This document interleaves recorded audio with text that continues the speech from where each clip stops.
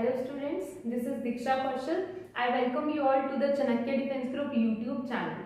आज हम लोग इस वीडियो में ये डिस्कस करेंगे कि ऑल इंडिया सैनिक स्कूल एंट्रेंस एग्जामिनेशन क्लास 9 का एग्जाम पैटर्न जो है वो क्या रहता है। ठीक है, ये वीडियो उन बच्चों के लिए बहुत ही ज्यादा यूजफुल होगा जो क्लास 9 के लिए अपेयर होना चाहते हैं, जो सैनिक स्कूल के एस्पिरेंट्स हैं और जो इसका एग्जामिनेशन पैटर्न, इसके रिलेटेड डिटेल, इसमें सिलेबस कौन सा आता है, ये सब चीजें जानना चाहते हैं। ये उनके लिए बहुत ज्यादा यूजफुल वीडियो है और ये सब उनको फ्यूचर में एग्जामिनेशन प्रिपेयर करने के लिए हेल्प करेगा।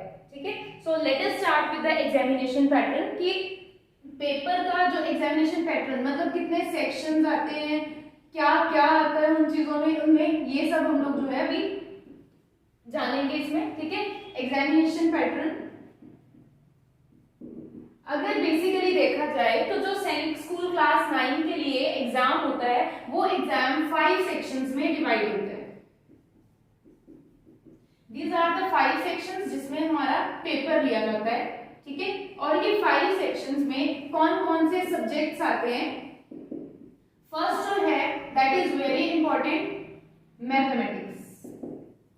मैथमेटिक्स के बाद अगर हम सेकंड सेक्शन की बात करें इट इज साइंस।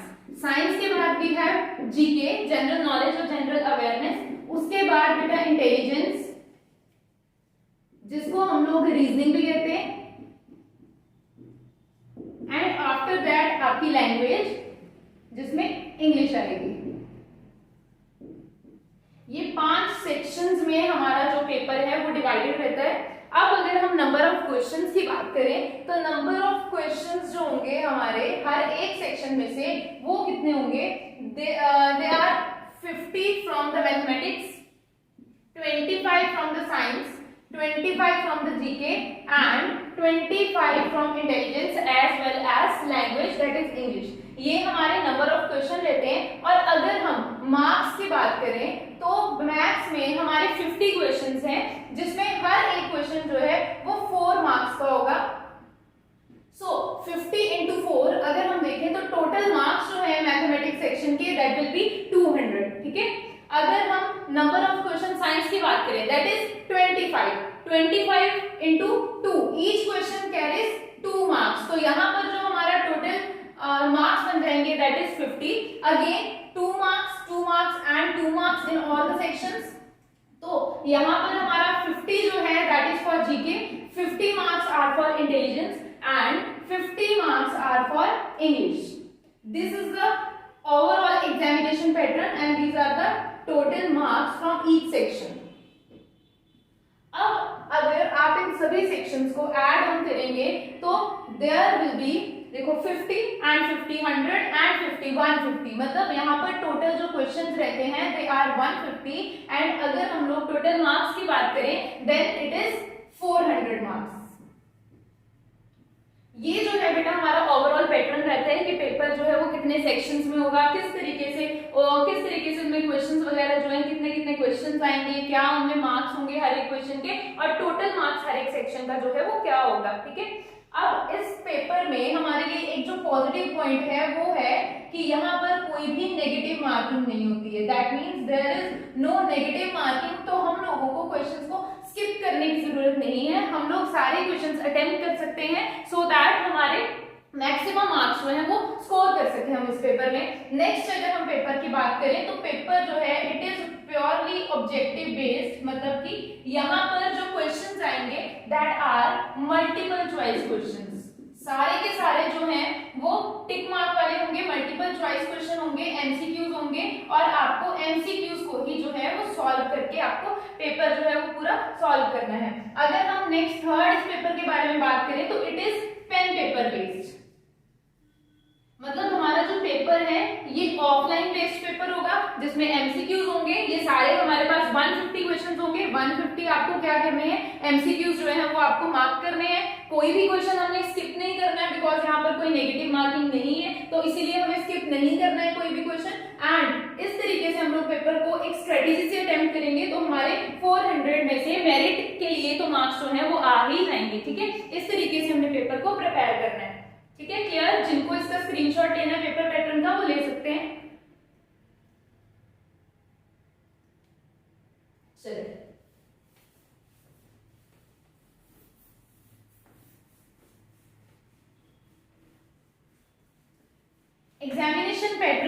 बाद बेटा अगर हम बात करें कि हमें कौन कौन से सेक्शन में क्या क्या जो है वो स्टडी करना है, सिलेबस जो है वो क्या क्या रहेगा, तो उस सिलेबस की एक बार बात कर लेते हैं। उससे पहले एक छोटा सा पॉइंट ये है कि अगर हमारा पेपर जो है वो 400 मार्क्स का है, टोटल पेपर 400 मार्क्स का है, तो उसमें से बच्चों को कितने मार्क्स जो है वो स्कोर करने हैं ताकि वो मेरिट लिस्ट में आ सके।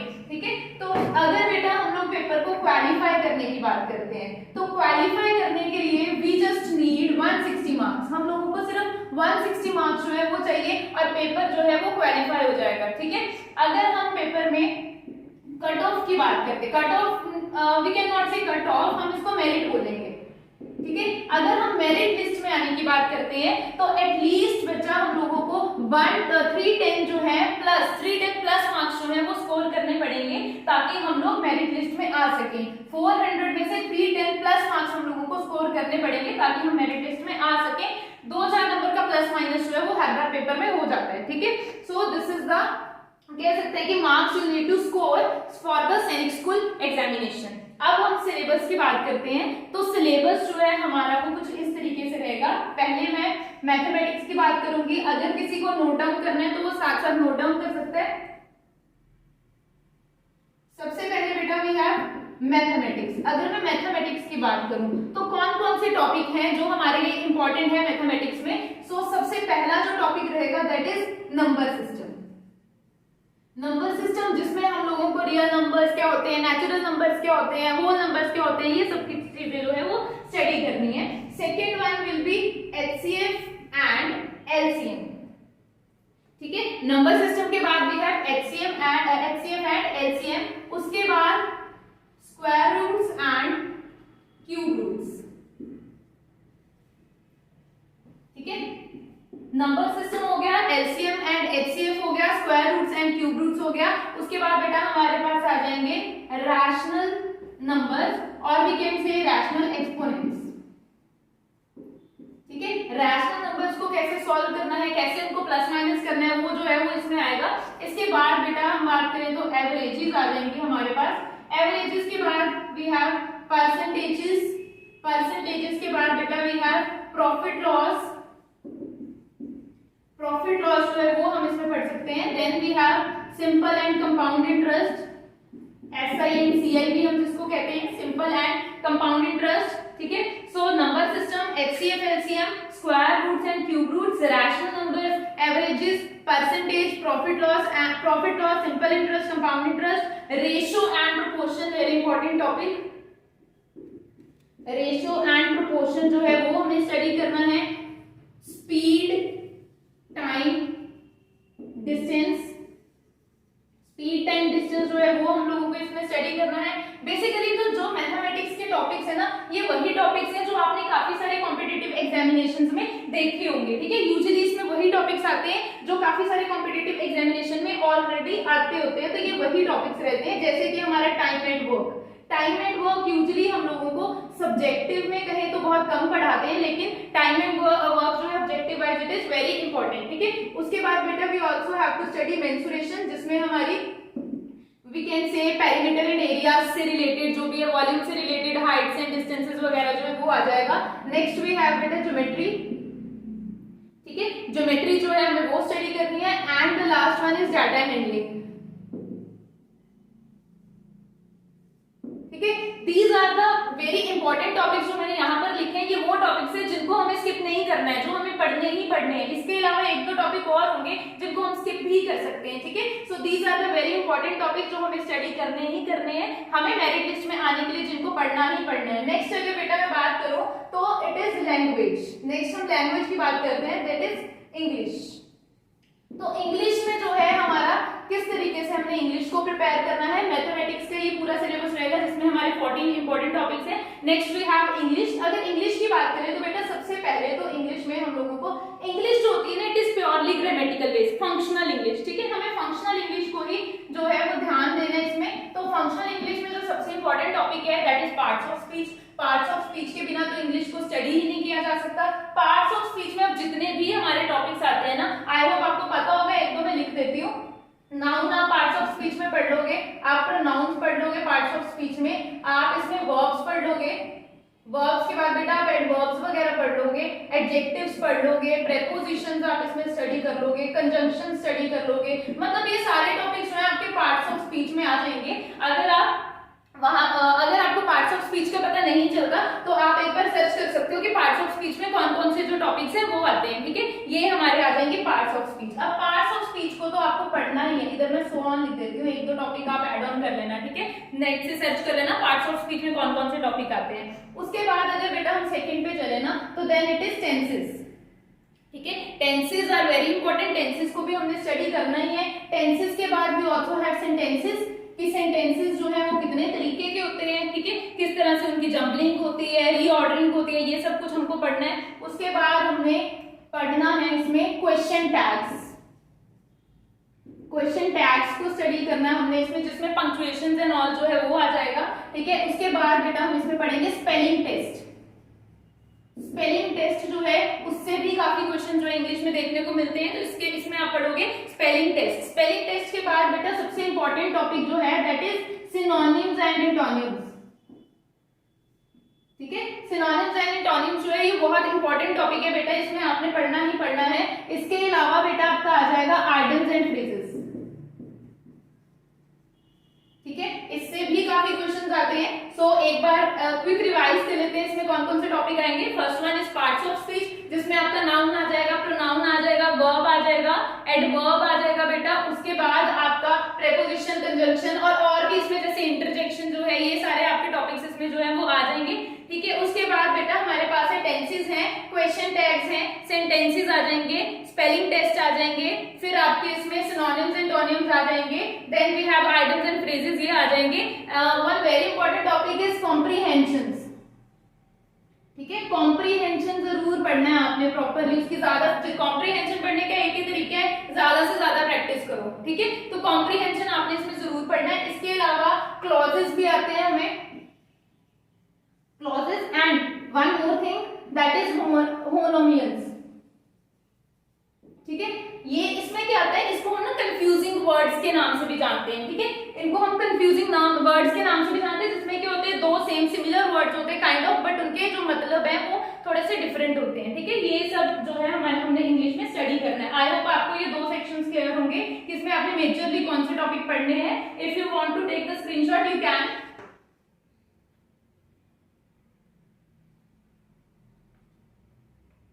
चलिए नेक्स्ट बेटा हम जनरल साइंस को स्टडी करते हैं कि जनरल साइंस में जो है वो कौन कौन से टॉपिक आएंगे।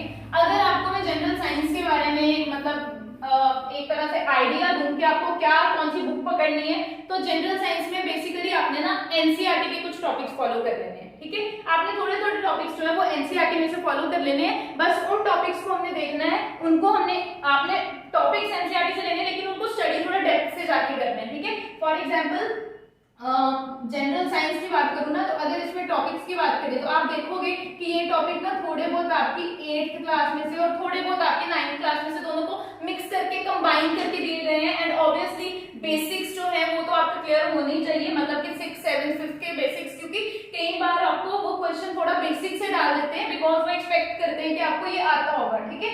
सो अगर हम फिजिक्स की तरफ चले तो इट इज फोर्स, फ्रिक्शन, ठीक है, फोर्स एंड फ्रिक्शन टॉपिक है। देन आपका वर्क डन टॉपिक बेटा इसमें से आ जाएगा। थोड़ा बहुत हम लोगों को ग्रेविटेशन से आ जाता है, जो कि एक 9th क्लास का टॉपिक है। ग्रेविटेशन में से थोड़ा बहुत क्वेश्चन एक आधा देखने को मिला है, ठीक है। उसके बाद अगर हम फिजिक्स में बात करें तो इट इज एनर्जी, ठीक है, एनर्जी में आपका पावर, वर्क पावर एनर्जी जैसे आप पढ़ते हो चैप्टर, वो वाला आ जाएगा। तो ये थोड़े से मेजर टॉपिक रहते हैं फिजिक्स के। अगर मैं बायो की तरफ चलूं तो बायो का जो टॉपिक है, ये मैं आपको मेजर टॉपिक्स बता रही हूँ बेसिकली, जो आपने पढ़ने ही पढ़ते हैं, ठीक है। उसके बाद बेटा बायोलॉजी में अगर देखें हम तो cell is a very important chapter, जिसमें आपने सेल पढ़ना है, the structural and functional unit of life. तो ये वाला चैप्टर आपका बहुत ही ज्यादा इंपॉर्टेंट है, सेल। उसके बाद सेल के बाद बेटा हमारे आ जाएंगे टिश्यूज, ठीक है, थोड़ा बहुत आपने टिश्यूज में से भी स्टडी कर लेना है। उसके बाद अगर हम बात करें बायोलॉजी की, तो देन बायोलॉजी में हम लोगों को माइक्रो ऑर्गेनिजम्स पढ़ने हैं,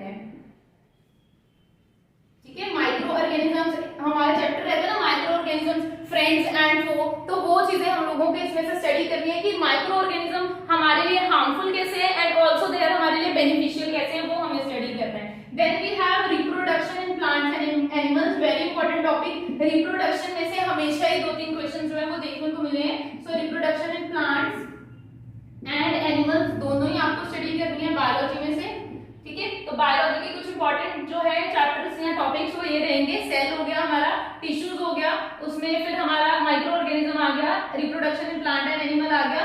थोड़ा बहुत बेटा वो एंडोक्राइन या एक्सोक्राइन सिस्टम में से पूछ लेते हैं, मतलब एंडोक्राइन एक्सोक्राइन सिस्टम होते हैं बेटा हार्मोन्स की स्टडी। हम पढ़ते हैं ना हमारा पिट्यूटरी ग्लैंड ये हार्मोन रिलीज करता है, ठीक है, हमारा थायराइड ग्लैंड ये हार्मोन थायरॉक्सिन रिलीज करता है। तो वो सब हम लोगों को स्टडी कर लेना है, बिकॉज हार्मोन्स इंपॉर्टेंट होते हैं, तो इसीलिए हार्मोन्स में से कई बार क्वेश्चन पूछ लिया जाता है। अब if we are moving on to now chemistry, अगर हम केमिस्ट्री की बात करें तो केमिस्ट्री में बेटा हमारे जो टॉपिक्स रहते हैं ना बेसिकली वो क्या रहते हैं, इधर लिख देती हूँ मैं, केमिस्ट्री यहाँ थोड़ा नीचे हो जाएगा। सो केमिस्ट्री का फर्स्ट जो टॉपिक है that is metals and non metals, very important topic, metals and non metals, ठीक है। मेटल्स एंड नॉन मेटल्स जो है केमिस्ट्री में वो बहुत इंपॉर्टेंट टॉपिक रहता है हमारी। यूजुअली ये पूछ लिया जाता है कि कौन सा बेस्ट कंडक्टर है, कौन सा लीस्ट है, पुअरेस्ट है, ये चीजें आपको स्टडी करनी है, ठीक है। उसके बाद अगर हम केमिस्ट्री में बात करें तो carbon and it's compounds, very important, carbon and it's compounds, ये जो है ये बहुत इंपॉर्टेंट है। इसमें से कई बार क्वेश्चन आता है what is the purest form of carbon, तो ये चीजें आपने अच्छे से जो है वो स्टडी कर लेनी है। उसके बाद अगर हम बेटा नेक्स्ट चैप्टर की बात करें तो it is fibre to fabric, ठीक है। फाइबर टू फैब्रिक जो है आपने वो थोड़ा सा इसमें से स्टडी कर लेना है कि कौन सा हमारे लिए कौन सा मतलब पीवीसी क्या होता है, ये सब चीजें आपने उसमें स्टडी कर लेनी है। उसके बाद बेटा we have fossil fuels, fossil fuels की स्टडी कर लेना and also acid bases, acid bases and salts, ठीक है। ये कुछ इंपॉर्टेंट टॉपिक्स हैं हमारे केमिस्ट्री के, बायोलॉजी के एंड वहां पर हमारे फिजिक्स के, ठीक है। ये चीजें आपको इसमें स्टडी कर लेनी है, ठीक है। ये रहेगा साइंस का। उसके बाद हम सोशल का और इंटेलिजेंस का देखते हैं। आप एक बार ये वाला देख लीजिए सिलेबस अच्छे से। अगर फिजिक्स में बेटा एक टॉपिक आप ऐड भी कर सकते हैं, सम नेचुरल फिनोमेना, जिसमें हमारे ना अर्थक्वेक्स एंड ऑल के बारे में आ जाता है, सम नेचुरल फिनोमेना, ठीक है। तो ये टॉपिक में से भी कई बार क्वेश्चन आते हैं। These are the important topics, आप एक बार इनको लिख लें। चलिए let's move on to social and intelligence, GK and intelligence. मतलब जीके में हमारे से क्या क्या जो है, कहां से कौन से सेक्शन में से ज्यादा क्वेश्चन पूछे जाते हैं, और इंटेलिजेंस में से कहां से कौन कौन सा सिलेबस आपको जो है वो स्टडी करना है इंटेलिजेंस के लिए, ये सब चीजें जो है वो आपको अब ये बता देते हैं। So first is GK. अगर हम जीके की बात करें बेटा तो इसमें ना ज्यादातर जो है जीके में हम बात करें तो हमारा सोशल में से क्वेश्चन आते हैं, सोशल स्टडीज, ठीक है। ज्यादातर जीके में से सोशल स्टडीज में से हमारे से क्वेश्चन पूछे जाते हैं। फॉर एग्जांपल हिस्ट्री है ना, हिस्ट्री ले लें, ज्योग्राफी ले लें, पॉलिटी ले लें। अगर मैं आपको हिस्ट्री के थोड़े बहुत टॉपिक्स बताऊं तो हिस्ट्री के जो टॉपिक्स रहते हैं बेटा इट इज दिल्ली सल्तनत, इसके बाद ऑब्वियसली मुगल आए थे तो फिर मुगल पीरियड के बारे में थोड़ा बहुत स्टडी कर लेना है, ठीक है। एक बहुत इंपॉर्टेंट टॉपिक जो रहता है हमारा दैट इज भक्ति एंड सूफी मूवमेंट्स, जिसको आप यूजुअली इग्नोर कर देते हो, ठीक है।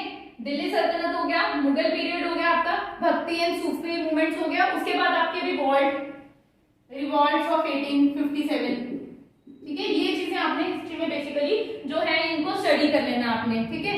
जो आपकी थोड़ी एंशिएंट हिस्ट्री वगैरह है वो इसमें कम पूछी जाती है, आपका मिडिवल हिस्ट्री वगैरह जो है वो ज्यादा पूछी जाती है इसमें, ठीक है। और मॉडर्न में से भी क्वेश्चंस आते हैं जिसमें आप प्रॉपरली अपना जो है बिफोर इंडिपेंडेंस का जो है एरा वो पढ़ लोगे सारा, ठीक है। उसके बाद बेटा अगर हम नेक्स्ट टॉपिक्स पे जाएं तो नेक्स्ट टॉपिक जो हमारा रहेगा that is Indian national movement. मतलब कौन कौन सी मूवमेंट्स जो है वो चलाई गई थी हमें आजादी दिलवाने के लिए, ठीक है। वो आपने इसमें पढ़ लेना है। आपने फिर थोड़े बहुत वो भी पढ़ लेना है इंसिडेंट्स वगैरह, जैसे कि हमारा जलियांवाला बाग मैसेकर, ये सब कुछ आपने इसमें स्टडी कर लेना है, ठीक है। फ्रीडम फाइटर्स के बारे में भूलना नहीं है पढ़ना आपने, फ्रीडम फाइटर्स जो है वो आपने जरूरी पढ़ने हैं, ठीक है। सो दिल्ली सल्तनत हो गया आपका, मुगल पीरियड हो गया, भक्ति एंड सूफी मूवमेंट्स हो गया, रिवॉल्ट्स आ गए आपके, उसके बाद आपकी नेशनल मूवमेंट्स आ गई, फ्रीडम फाइटर्स आ गए। So this is all about we can say history. History में से यही आता है, ज्यादातर मिडिवल और मॉडर्न मॉडर्न से क्वेश्चन पूछे जाते हैं, एंशिएंट से कम क्वेश्चन आते हैं। नेक्स्ट अगर हम चले मूविंग ऑन टू पॉलिटी, ठीक है। पॉलिटी में से बेटा अगर हम टॉपिक्स की बात करें तो पॉलिटी के टॉपिक जो रहते हैं, सबसे इंपॉर्टेंट पॉलिटी का बेस ही क्या है, कॉन्स्टिट्यूशन। तो फिर पहला टॉपिक ही क्या होगा, कॉन्स्टिट्यूशन, ठीक है। इंडियन कॉन्स्टिट्यूशन को आपने अच्छे से स्टडी करना है। उसके बाद बेटा हमारे पार्लियामेंट आई, पार्लियामेंट के बारे में आपने स्टडी कर लेना है, ठीक है, अच्छे से पढ़ लेना है। राज्यसभा में कितने मेंबर हैं, ये सब कुछ आपने अच्छे से पढ़ लेना है, ठीक है। कितनी सीट्स होती हैं, ये सब आपने अच्छे से करना है। Then we have Election Commission of India, मतलब इलेक्शंस के बारे में, इलेक्शन सिस्टम हमारा क्या है, डेमोक्रेसी वगैरह, आपने ये सब कुछ अच्छे से पढ़ना है। देन जुडिशियरी, जुडिशियरी के बारे में आपने पढ़ लेना है, ठीक है। आप पढ़ लोगे कॉन्स्टिट्यूशन सिविक्स में, फिर आप पढ़ लोगे इसमें पार्लियामेंट, पार्लियामेंट के बाद आप पढ़ोगे बेटा इलेक्शन, जुडिशियरी पढ़ लोगे, फिर सेक्युलरिज्म, ये भी आपको स्टडी कर लेना है। ये सब कुछ आप ना पॉलिटी में स्टडी कर लोगे, ठीक है। इतने टॉपिक्स आपके पॉलिटी के आ जाएंगे।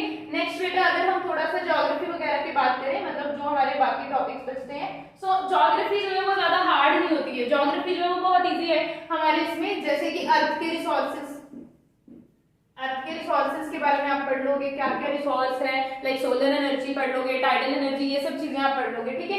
देन एटमॉस्फेयर के बारे में, लेयर्स ऑफ एटमॉस्फेयर, ये सब पढ़ लोगे। इसमें से क्वेश्चन आता है कौन सी लेयर में प्लेन्स चलते हैं, ये वो ऐसे वाले क्वेश्चंस, ठीक है, ये आप पढ़ लोगे। उसके बाद बेटा थोड़ा बहुत ना आप एग्रीकल्चर के रिलेटेड, सॉइल्स के रिलेटेड स्टडी कर लोगे कि कौन सी सॉइल्स कौन कौन से एरिया में मिलती हैं, ये सब आप स्टडी कर लोगे।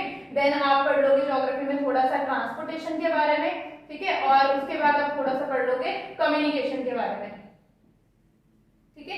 देन बेटा ट्रांसपोर्टेशन हो गया, कम्युनिकेशन हो गया, अर्थ के रिसोर्सेज हो गए, आपका एटमॉस्फेयर हो गया, ये एग्रीकल्चर हो गया, ये सब चीजें आपने इसमें जो है वो स्टडी कर लेनी है। अच्छा यहाँ पर एक टॉपिक और ऐड करना, लॉज के बारे में, ठीक है, ये सब चीजें आपने इसमें स्टडी कर लेनी है। तो ये आपका थोड़ा सा ओवरऑल जीके का पैटर्न रहेगा, तो जीके को आपने इस तरीके से अच्छे से प्रिपेयर करना है, ठीक है बेटा। नेक्स्ट अगर हम बात करें, that is the last section, intelligence. Intelligence जो है हमने स्कूल में बिल्कुल पढ़ी नहीं होती है कभी, तो इसमें हमें ना ज्यादातर डाउट्स रहते हैं। मैक्सिमम डाउट यही होते हैं कि इंटेलिजेंस में क्या पढ़े, इंटेलिजेंस में क्या आता है, कैसे क्वेश्चन सॉल्व करने हैं इंटेलिजेंस के, है ना। तो ये टॉपिक, ये बहुत हमें डाउट रहते हैं इंटेलिजेंस का, क्योंकि स्कूल में पढ़ाते नहीं इंटेलिजेंस इतना, तो इसीलिए। अब अगर इंटेलिजेंस की बात करें तो इंटेलिजेंस में ना कुछ मेजर टॉपिक्स होते हैं जो आपने स्टडी करने हैं। देखा जाए इंटेलिजेंस बहुत ज्यादा इजी सब्जेक्ट है, ठीक है। आपको बस इसमें आपका आईक्यू टेस्ट है, बेसिकली ये अपना ब्रेन चलाना और क्वेश्चन सॉल्व करने हैं आपने। सो फर्स्ट टॉपिक जो इंपॉर्टेंट है हमारा इसमें, that is coding and decoding, ठीक है। इंटेलिजेंस का first important topic is coding and decoding. उसके बाद अगर हम कोडिंग डिकोडिंग के बाद बात करें तो it is alphabet test, alphabet and number test दोनों में इंक्लूड कर देती हूँ। Alphabet and number test, coding decoding पढ़ लोगे आप, अल्फाबेट एंड नंबर टेस्ट जो है वो आप इसमें स्टडी कर लोगे।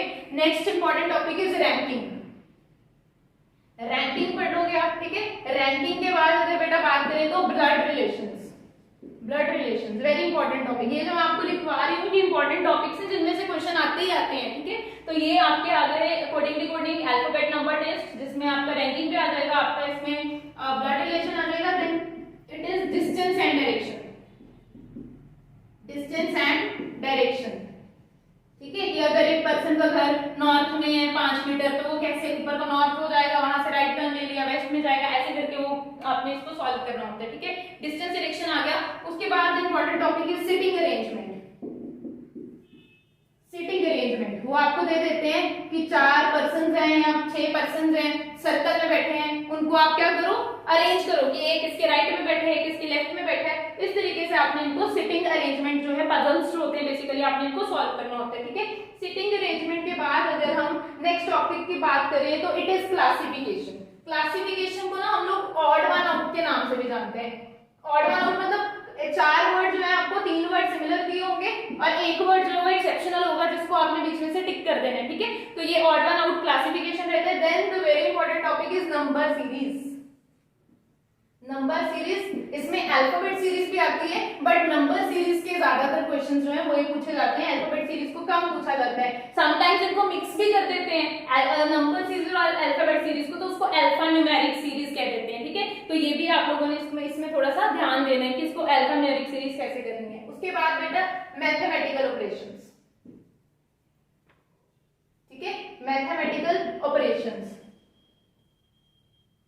ये भी आपने अच्छे से पढ़ लेना मैथमेटिकल ऑपरेशन। ये तो जिसको बोर्ड मार्क्स आता है वो मैथमेटिकल ऑपरेशन अच्छे से कर ही लेगा। उसके बाद अगर हम बात करें तो इट इज वर्ड फॉर्मेशन, ठीक है, वर्ड फॉर्मेशन आ गया। हाँ, देन एक बहुत इंपॉर्टेंट टॉपिक होता है जो है हमारा logical arrangement of words, logical arrangement of words, ठीक है, जिसमें डिक्शनरी के और अकॉर्डिंगली या फिर उनका मतलब कैसे बनता है, लॉजिकली कैसे अरेंज करना है, वैसे आपको इसको सॉल्व करना है। ऑलमोस्ट आई थिंक मैक्सिमम जो टॉपिक है हमारे वो हमने यहाँ तक कर लिए हैं। उसके बाद हमारे ना फिगर वाले आ जाएंगे, फिगर वाले टॉपिक्स आ जाएंगे, ठीक है। यूजुअली हम लोगों को ना फिगर्स में जो दिया होता है वो कौन से रहते हैं, that is water and mirror images, water and mirror images जो है वो हमने इसमें सॉल्व करना होता है। देन हमारी जो बाकी ये वाली जो है ना, ये ऊपर वाली, this is the verbal reasoning basically, ये जो है वो नॉन वर्बल है, ठीक है। अगर हम इसके बाद की बात करें मिरर एंड वाटर इमेजेस के बाद, so next is figure analogy बेटा, फिगर एनालॉजी। एनालॉजी एक हमें सिंपल भी आती है उसमें, बट ये फिगर एनालॉजी ज्यादा मोस्ट इंपॉर्टेंट है, इससे ज्यादा क्वेश्चन आते हैं। अगर नेक्स्ट हम बात करें तो इट इज फिगर क्लासिफिकेशन, ठीक है, फिगर क्लासिफिकेशन। उसके बाद बहुत इंपॉर्टेंट क्लॉक्स एंड कैलेंडर, ठीक है, क्लॉक्स एंड कैलेंडर्स। ये हमारे फिगर में से यूजुअली ये वाले जो हैं इनमें से ज्यादा क्वेश्चन आते हैं। एक आधा टॉपिक और होता है जैसे एम्बेडेड फिगर्स,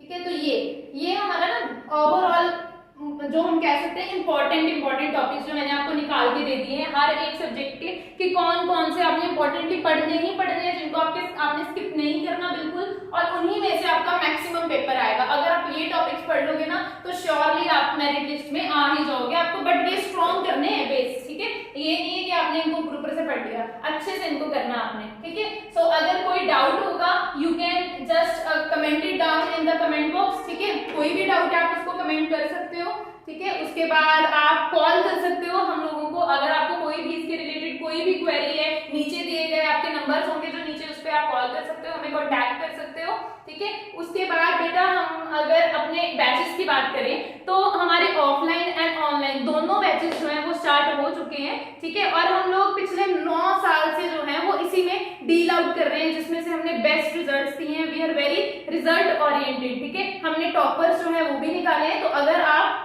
कोई भी कोचिंग के रिलेटेड या कैसे भी कोई भी डिटेल आप लेना चाहते हो, सिलेबस में कोई डाउट है, कुछ भी आपको कोई इशू है, आप हमें कॉल करके कंफर्म कर सकते हो, ठीक है। चाणक्य डिफेंस ग्रुप के चैनल पे आप जो है वो उसको नंबर और जो भी इंफॉर्मेशन है वो आप ले सकते हो, and you can contact us any time for more information. You can just call us on